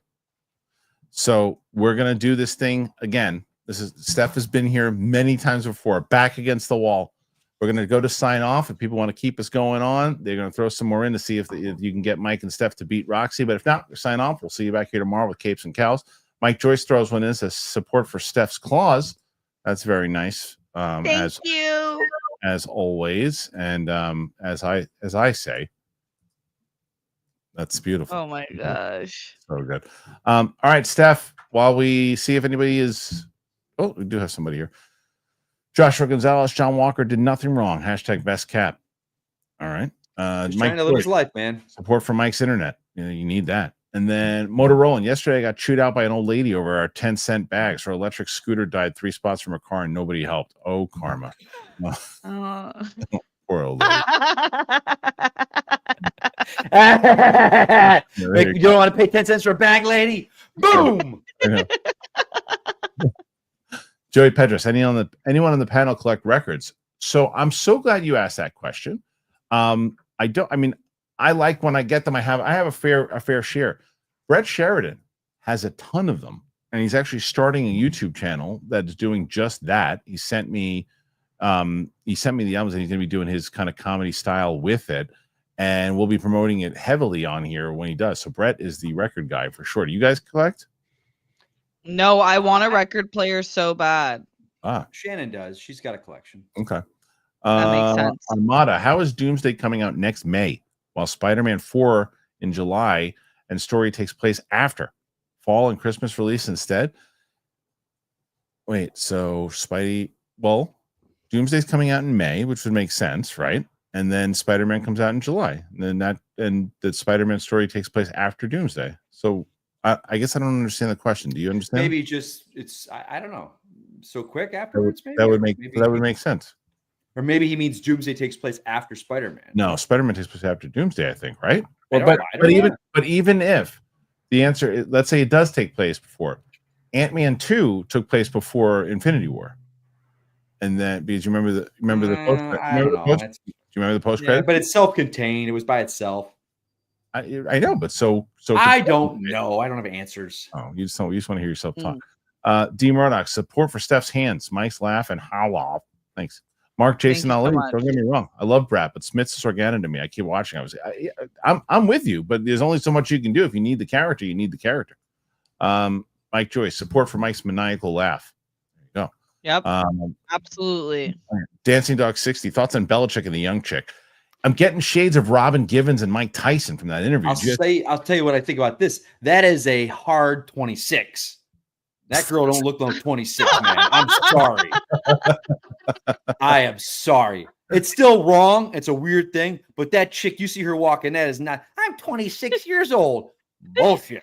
Well, that's like a 36. I think, I never really want to comment on people's relationships, and it is consensual. Yeah, it is odd, but more than that, the interview played very weird. That's what I'm saying. The interview, it's I don't care really about Robin Givens. It was like, yeah, it was. I didn't watch it. What was it? Like, what happened? Like they were interviewing Belichick about his new book, and like she was like, it was so awkward already, as you know. Like him in interviews is the craziest awkward thing ever. They're asking him about his book, and then she's watching. She's like, "Don't answer that. We're leaving. Get out. Let's go." And she like storms out. We're not talking about that. Yeah, we're not talking about that. Him to follow, and he doesn't. It's like it's hilarious. It's weird. It's weird. Peter Kalenko at Steph. Your friends and neighbors only 4 episodes, but seems like there's more to it. Okay, cool. Well, I'll definitely give it an episode. Apple is so good right now. Armada, sorry for the repeat old lady joke with Mike. I joined late. Yeah, but you actually did it, but you luckily enough switched it up. The first guy said 1 lady versus 100 mics, and the other one said 100 mics versus 1 lady. So it worked. Yeah. All right, look, they still got you to 77 with that push. That was nice. It's a nice push. And no Derek Johnson. Nope, not today. No Derek, no Crystal for you guys. You guys need a Derek or a Crystal today because Roxy ain't being touched. It's 77. It was a good run, but nonetheless, it looks like Roxy's going to take the week. But Roxy, Steph, where can they find you? Yes, I'm Roxy. At Steph Sabra, and that's it. Okay. Everywhere. Michael? At Mike Kalinowski, buddy boy. Oh, look at this. We got another one here. So this one is JC Mighty. Is Harloff the black way to say Harloff? I'm a black guy from London and want to sound cool. Please advise. You guys can say anything cool. You don't need us. Anything. That is what you definitely. You have a lot of things going for you as a Brit, but you know how bad I want to be able to curse as a Brit. Oh, right. Fuck off! Like, but it's also the way there's so much. Off. They're so much more clever than us. Like they think of these comebacks, and I'm like, what the hell? You're better than us in the words. I'm saying they can say words. If I say a word, like if I say, "Oh, you twat," it sounds like, "Oh, I don't say that." And someone goes, "You twat." I can't. It's a horrible accent. Right. But you know what I'm saying? You're like. Wait, they sound so. Have you heard them? Have you heard them say pussy? No, we heard you did. Well, like, okay, he said the C word, but they say that, and it's like, oh my god, you put totally new meaning. They do. They make it like almost. It's like an arrogant slap in your face the way they say the C word. I'm like, yeah, it's Jesus. Yeah, it's pretty amazing. Mr. I crap and shits. Damn, had to leave Thunderbolts early. Power outage. Oh, boo, that sucks. That's a kick in the ding dong. That sucks. Peter Palenko, Mobland is great so far. I want one in there, and it's pretty good. At 80, look at that. They won't let you go yet. 80 is still pushing. Oh, 81. Yep. Third man 3. Did you see the Gorman who looked like Mon's husband? I don't think so. No, but that guy is a piece of work. Her husband, man. I love him. Yeah, I fucking love him. He's a great character. It's such a piece of work. Love him. Yeah. Okay. Well, there you go. we did it. You guys did a really good job. And someone says top 5 albums. I don't know. I'd say top 5 albums. I'll tell you. Oh my gosh, that's too tough to do. Bradley Pooper. I will say that I'll put one of the Doors albums up there too. One of the Stones albums up there. One of the Pearl Jam albums up there. I'll put the Jizza, by the way. Liquid Swords is one of my favorite albums. So there's just a couple ones that pop in my head. I don't know about top 5 of all time.